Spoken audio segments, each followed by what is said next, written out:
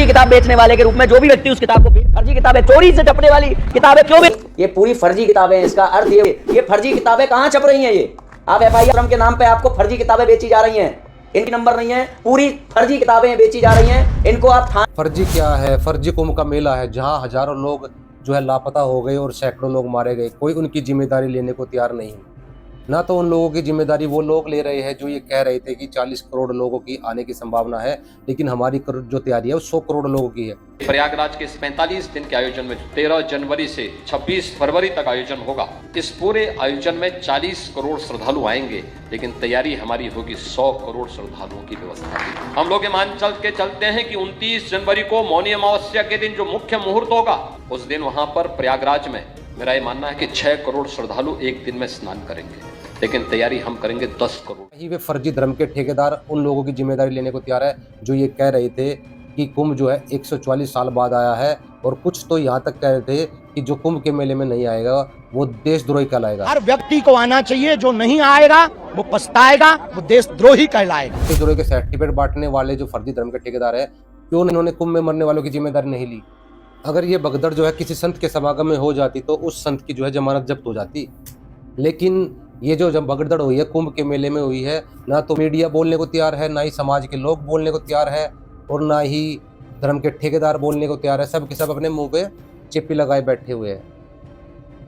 फर्जी धर्म के ठेकेदार है जो ये कहते थे कुंभ में नहाने से जो है पाप कटते हैं या हमें मोक्ष की प्राप्ति होती है, जबकि ऐसा हमारे वेद और गीता में कहीं भी वर्णन नहीं है कि कुंभ में नहाने से या गंगा में नहाने से हमारे पाप कटते हैं या मोक्ष की प्राप्ति। गरुड़ पुराण धर्म कांड में तो यहाँ तक लिखा हुआ है कि अगर गंगा में नहाने से पाप कटते हो तो जो जन्म से लेकर मरने तक जो गंगा नदी के अंदर मछली, मेंढक, जो जलचर प्राणी रहते हैं, उनका मोक्ष तुमसे पहले हो जाना चाहिए था, उनके पाप तुमसे पहले कट जाने चाहिए थे। ये गरुड़ पुराण कह रही है।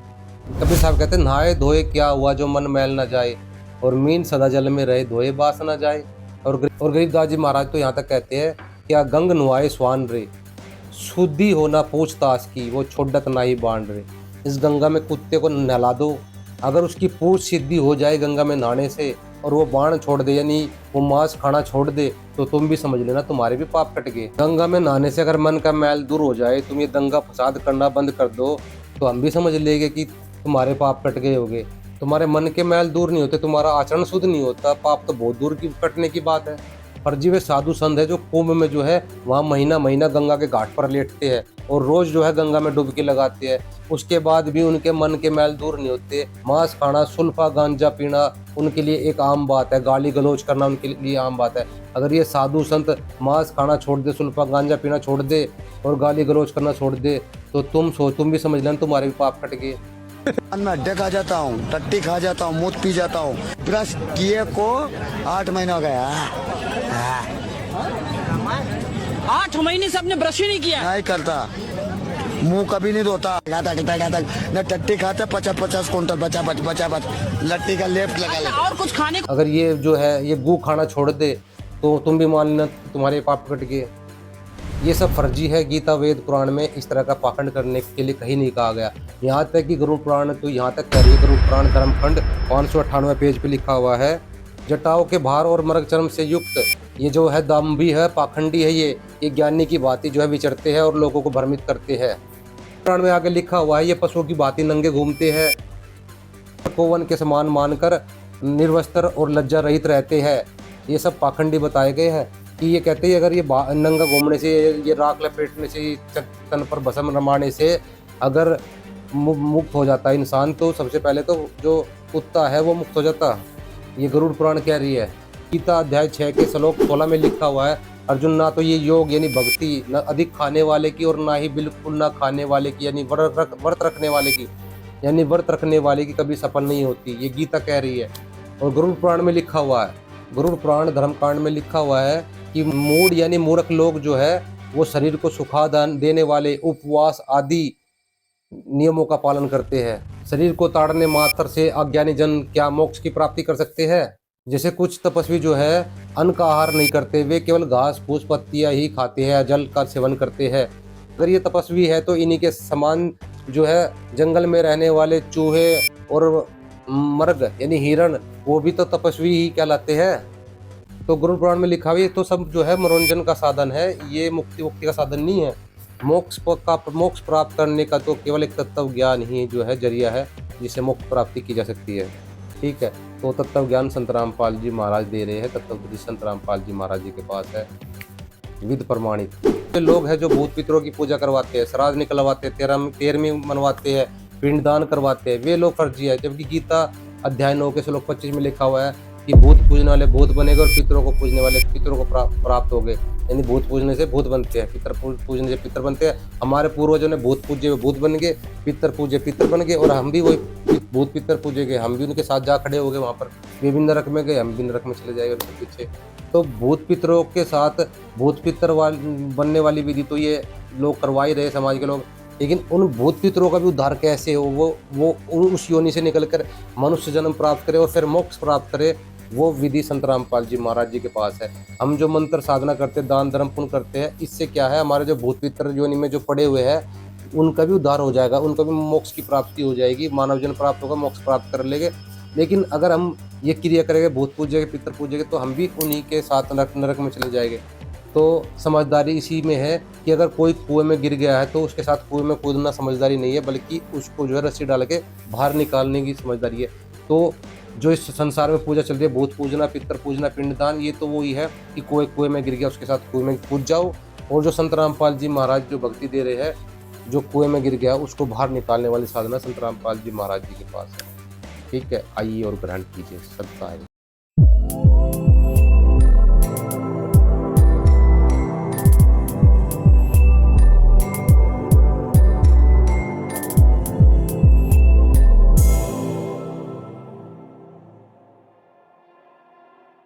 सतगुरुदेव की जय, बंदी छोड़ कबीर साहेब की जय, बंदी छोड़ सतगुरु रामपाल जी महाराज की जय। एक छोटा सा काम कर लो, गूगल पे जाओ और जगत गुरु रामपाल टाइप करो, सर्च करने पे ऑप्शन आएगा, उस पे जाओ, जगत गुरु रामपाल की जो वेबसाइट है उसमें बुक्स पे जाओ, और बुक्स में जब जाओगे तो आपको ढेर सारी किताबें मिलेंगी, आध्यात्मिक ज्ञान गंगा, जीने की राह, अंधश्रद्धा, भक्ति, इन सारी पेज पे जाओ। और क्या एड्रेस लिखा है ये देखो, कहाँ छपती है किताबें, ये देखो ये किताबें कहाँ छपती है, देखो कहाँ छपती है। C117 sector 3 Bawana industrial area, नई दिल्ली। आज मैं वहीं खड़ा हूं बवाना में। कोई ऐसी प्रिंटिंग प्रेस नहीं है, कबीर प्रिंटिंग प्रेस, जो इन किताबों को छाप रही हो। जाना था जापान तो पहुंच गया चीन। जैसे आप कोई मोबाइल खरीदते हो और मोबाइल में आपको कोई प्रॉब्लम नजर आती है तो आप सीधे जो है कस्टमर केयर जाते हो, ना कि मैन्युफैक्चरिंग ढूंढते हो कि मोबाइल कहाँ बनते हैं। ठीक है, तो यही वो काम होता है। मान लो आपने सिम खरीदी जियो की, तो आप जो है कोई प्रॉब्लम आपको नज़र आएगी जियो की सिम में, तो आप जो है कस्टमर केयर पे जाओगे, ना कि अंबानी के घर पे जाओगे या फिर मैन्युफैक्चरिंग ढूंढोगे। तो आपसे कोई आपत्ति थी तो सतलोक आश्रम में जाते और वहाँ पर जो है अपनी प्रॉब्लम उनको बताते कि ये आपत्ति है, हमें इस चीज़ से आपत्ति है, बैठ के बात करते। अगर सतलोक आश्रम वाले मना कर देते कि ये किताबें हमारी नहीं हैं, ठीक है, या फिर वो आपकी वहाँ सुनवाई नहीं होती, तो फिर आपका फ़र्ज़ बनता था कि आप जाते मैन्युफैक्चरिंग ढूंढते कि कहाँ ये किताबें छपती है। तो ये कहना कि ये किताबें चोरी से छप रही है और फर्जी है किताबें, तो ये तो सरासर मूर्खता है। इन किताबों के साथ कोई मिल जाए ना, तो फर्जी किताब बेचने वाले के रूप में जो भी व्यक्ति उस किताब को बेच रहा हो, जो भी व्यक्ति उस किताब को बांट रहा हो, उसको तुरंत थाने ले जाना, FIR कराना। ये फर्जी किताबें, चोरी से छपने वाली किताबें क्यों बेची जा रही हैं? इस बंदे का जो दिमाग है वो पूरा हिल गया है, इसका इलाज करवाओ भाई। ठीक है, ये फर्जी किताब बता रहा है संत रामपाल जी महाराज जी किताबों को। अरे भाई, उस पर इतनी बड़ी संत रामपाल जी महाराज जी की फोटो लगी हुई है उस किताब के ऊपर, तू फर्जी कैसे बता रहा है? चोरी से छपने वाली कैसे होगी जब उनका नाम लिखा हुआ है, उनकी फोटो लगी हुई है। संत रामपाल जी महाराज जी की वेबसाइट पे ये सभी किताबें पड़ी हुई है, वहाँ पर आप देख सकते हो, पढ़ सकते हो, PDF डाउनलोड कर सकते हो। कि ये यहाँ पर कब से काम कर रहे हैं और ये आपको बताएंगे कि इस फैक्ट्री में, इस पते पर क्या होता है, इस बिल्डिंग में क्या होता है, C117 में। जी हाँ, C117 है फैक्ट्री सेक्टर 3 में, और यहाँ पर लगभग ये तो लगभग 10-12 साल से यहाँ पर है। और इसमें का तो कोई भी काम यहाँ नहीं होता। पाउडर बनता है, पाउडर कोटिंग वाला, सभी पाउडर कट्टे वगैरह रखे हैं, ये प्लांट है। यहाँ पर कोई ऐसी प्रेस वगैरह नहीं है, ये गलत एड्रेस पे गलत किताब छापी गई है। कोई इस तरह की यहाँ पर इस तरह कोई किताब वगैरह नहीं बनती। ये सब पाउडर काम नहीं। जो वर्कर है ये 5-6 साल से यहाँ काम कर रहे हैं, और ये जो फैक्ट्री है ये भी 10-12 साल पुरानी है। ठीक है, जबकि सतगुरु रामपाल जी महाराज जी की किताबें जो है बहुत पहले समय से ही छपती हुई आ रही है। इससे ये सिद्ध नहीं होता कि यहाँ पर जो है पहले प्रिंटिंग प्रेस नहीं थी। जैसे यहाँ पर ये पाउडर बन रहा है और ये जो है पैकेट के ऊपर अपना एड्रेस डाल रहे हैं, और मान लो ये जो फैक्ट्री है ये 1 साल बाद कहीं और शिफ्ट हो जाए और यहाँ पर जो है बिस्कुट बनने लग जाए और कोई व्यक्ति जो है पैकेट को लेकर के आए कि यहाँ पर देखो इस पाउडर के पैकेट पर ये एड्रेस लिखा हुआ है और यहाँ पर तो बिस्कुट बन रहे हैं, इसका मतलब ये जो पाउडर बनता था ये फर्जी एड्रेस है। इंडस्ट्री एरिया होते हैं, यहाँ पर रोज़ फैक्ट्री खुलती है और बंद होती है, यहाँ पर रोज़ बिल्डिंगें बेची जाती है और ख़रीदी जाती है और किराए पे ली और दी जाती है। पर एड्रेस मैटर नहीं करता, यहाँ पर कंपनी का नाम या प्रोडक्ट का नाम जो है वो मैटर करता है। जैसे पार्ले जी का बिस्कुट है तो पार्ले जी का बिस्कुट कहाँ बनते हैं, उसकी फैक्ट्री कहाँ है, ये मैटर नहीं करता। पार्ले जी की बिस्कुट की फैक्ट्री आज यहाँ लगी है तो वो कल को कहीं और भी शिफ्ट हो सकती है, लेकिन पार्ले जी का जो नाम है वो मैटर करता है। ठीक है, का जो एड्रेस है वो मैटर नहीं करता, पार्ले जी का जो नाम है, बिस्कुट का जो नाम है वो पार्ले जी वो मैटर करता है। ठीक इसी प्रकार सतगुरु रामपाल जी महाराज जी की किताबें कहाँ छपती है ये मैटर नहीं करता। वो जो किताबें हैं वो छापी किसके द्वारा गई है, वो नाम किसका है, उस पर लिखा संत रामपाल जी महाराज। तो आपको जो है संत रामपाल जी महाराज जी के आश्रम जाकर कॉन्टैक्ट करना चाहिए। ठीक है, इन किताबों पे जो है संत रामपाल जी महाराज जी लिखा हुआ है कि संत रामपाल जी महाराज जो है लेखक है इन किताबों के, तो और इन किताबों पे संत रामपाल जी महाराज जी की फोटो लगी हुई है। तो इससे ही सिद्ध होता है कि ये किताबें संत रामपाल जी महाराज जी की है और उन्हीं के द्वारा ये छपवाई गई है। ठीक है, तो इसमें जो है तो इसमें एड्रेस की तो कोई बात ही नहीं है। कोई संत रामपाल जी महाराज ये तो है नहीं कोई विदेश में रहते हो कि चोरी छुपे काम चल रहा हो। संत रामपाल जी महाराज यहाँ धरती में विद्वान है, उनके जो है भारत के अंदर 11 आश्रम, बड़े बड़े आश्रम है। कोई आपत्ति है तो जाइए आप बात कीजिए उनसे, वहाँ बैठकर बात कीजिए। फर्जी किताबें बेची जा रही हैं, इनको आप थाने ले जाकर के कोई भी व्यक्ति आज के बाद कोई भी रामपाली अगर मिले इन किताबों को बांटने वाला, आप उनकी FIR तुरंत दर्ज करा सकते हैं, क्योंकि ये किताबें पूरी फर्जी हैं, झूठ बोल रही हैं। अंदर हमारे देवी देवताओं का अपमान है, पूजा पद्धति का अपमान है, ग्रंथों का अपमान है, आचार्यों का अपमान है, दुर्गा माता का अपमान है, शिव भगवान का अपमान है। ये कोई नई बात नहीं है। संत रामपाल जी महाराज जी किताबों पर ना जाने कितनी बार FIR हो चुकी है। कोर्ट के जजों ने भी इस किताब को पढ़ा है और उन्होंने पढ़ने के बाद देखा है कि इस किताब के अंदर एक एक बात प्रमाणित है और बाद में जो FIR है वो रद्द कर दी गई है। अंदर हर चीज़ प्रमाणित है। इस भाई ने जो है इन किताबों को लेकर के कुछ आपत्ति जताई है और जो है एक PDF बनाई थी अपनी आपत्ति को लेकर के। हमने जो है इस भाई के सभी सवालों का जवाब जो है प्रमाण के साथ दिया है। इस वीडियो में जाकर के आप देखिए, डिस्क्रिप्शन में लिंक है, प्रमाण के साथ हर सवालों का जवाब दिया गया है। आप देखिए, जितनी भी आपत्ति इस भाई ने जताई है हर बात का प्रमाण के साथ जवाब दिया है। ये कौन से महाराज जी की छप रही है किताबें? ये जेल में बंद एक कोई है रामपाल, हरियाणा जेल में बंद है जो। हाँ, पेपर पढ़ा था जी पहले। हाँ, जानते हैं आप उन्हें? नहीं, मैं नहीं जानता जी। अच्छा, मैं तो पोस्टर लगे हुए देखे इनके इलाकों में। हाँ, जैसे हमारे जमुना पार में भी लगे हैं, भंडारा करते हैं। फैक्ट्री का मालिक है वो भी संत रामपाल जी महाराज जी का नाम जानता है कि इनके ना पोस्टर लगते हैं भंडारे के, और जो है बताओ उसको भी पता है संत रामपाल जी महाराज जी के बारे में। ठीक है, और ये जो है बंदा फर्जी बता रहा है, उनकी किताबों को चोरी से छपने वाली बता रहा है। अरे संत रामपाल जी महाराज जी का नाम ही काफ़ी है लोगों को। संत रामपाल जी महाराज जो है विश्वविख्यात है, पूरे विश्व में छाए हुए हैं। ठीक है, उनकी किताबों को फर्जी बताने वाले नौटंकी जो फैक्ट्री का मालिक है वो भी ये कह रहा है कि इनके तो भंडारे के पोस्टर लगते हैं बड़े बड़े। उनको भी पता है संत रामपाल जी महाराज जो है भंडारा करते हैं। ठीक है, और उस पोस्टर पे आश्रम के जो है एड्रेस भी लिखे होते हैं कि भंडारा कहाँ पर हो रहा है, उस बोन बैनर पे, पोस्टर पे। ठीक है, तो ये जो है मूर्ख इंसान जो है वहाँ फैक्ट्री ढूंढने चला गया, वहाँ किसी ने इसको चाय के साथ बिस्कुट भी नहीं दिए होंगे। अगर ये संत रामपाल जी महाराज जी के आश्रम में जाता तो देसी घी की जलेबी खाता। ठीक है, पर आराम से बैठ करके अपने विचारों को रखता, अपनी आपत्ति को जताता कि क्या आपत्ति है, कैसे क्या बात है। ठीक है, अगर वहाँ से सेटिस्फैक्शन ना मिलता फिर कोर्ट का दरवाज़ा खटखटा लेता, कोर्ट के माध्यम से आ जाता। ये कोई तरीका है बकबक करने का, वीडियो बनाने का? मूर्ख इंसान। अरे भाई साहब राम राम, हम ये कह रहे हैं आपकी जो किताबें छपती हैं, कबीर प्रिंटर्स का नाम इसमें डला हुआ है, C117 sector 3 Bawana industrial area नई दिल्ली, यहीं पे छपती हैं क्या आपकी किताबें?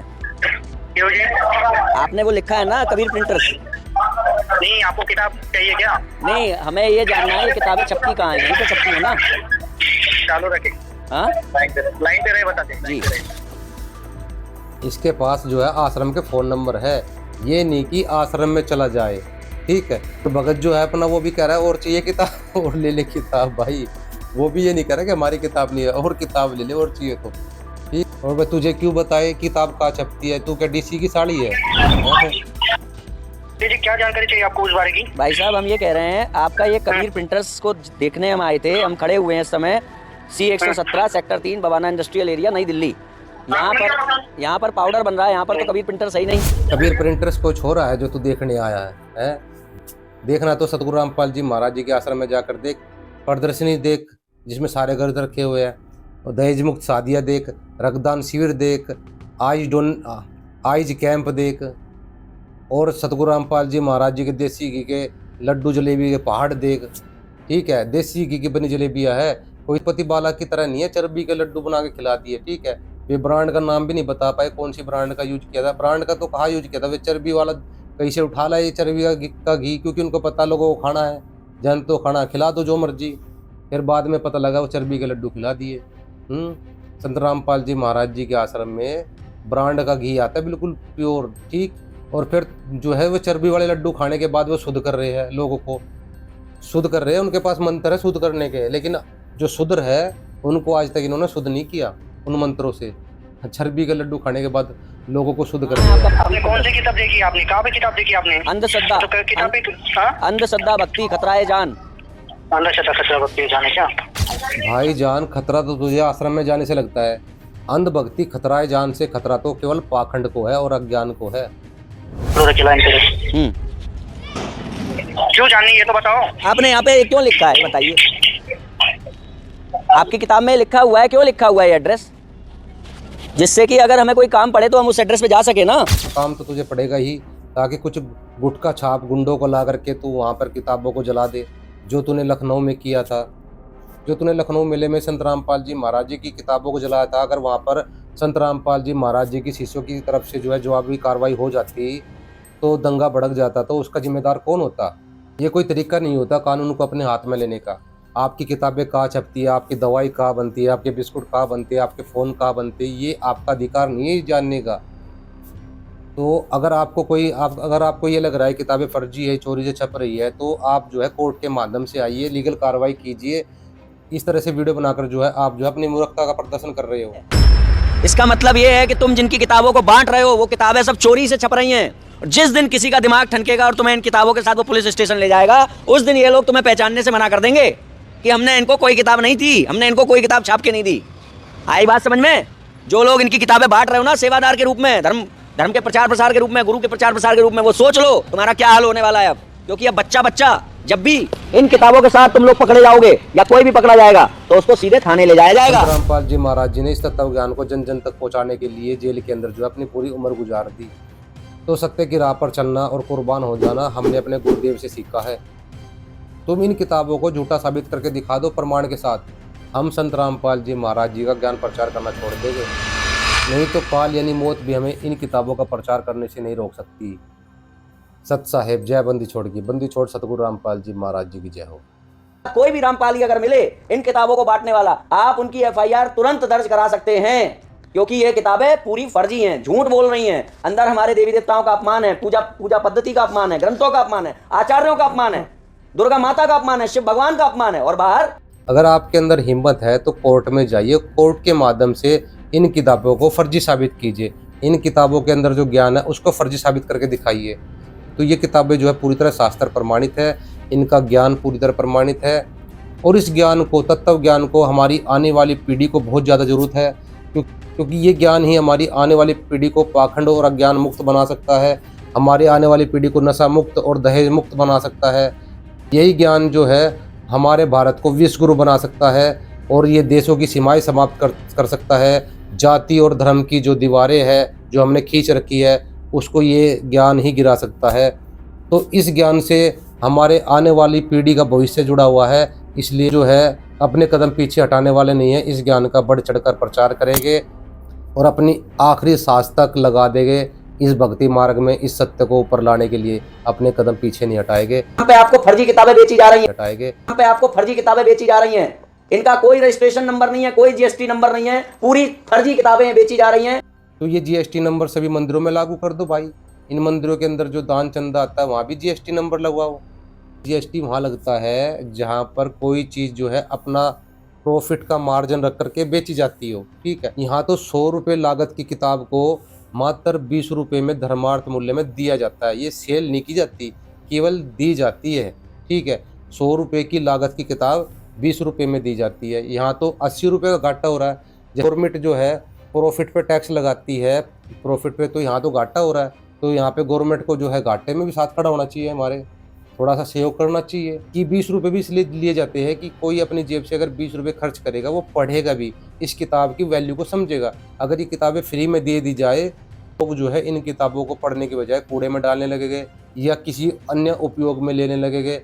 कि इसलिए इन किताबों को 20 रुपये धर्मार्थ मूल्य रखा गया ताकि कोई 20 रुपये अगर पढ़ने वाला इच्छुक व्यक्ति ही इनको लेगा और वो पढ़ेगा।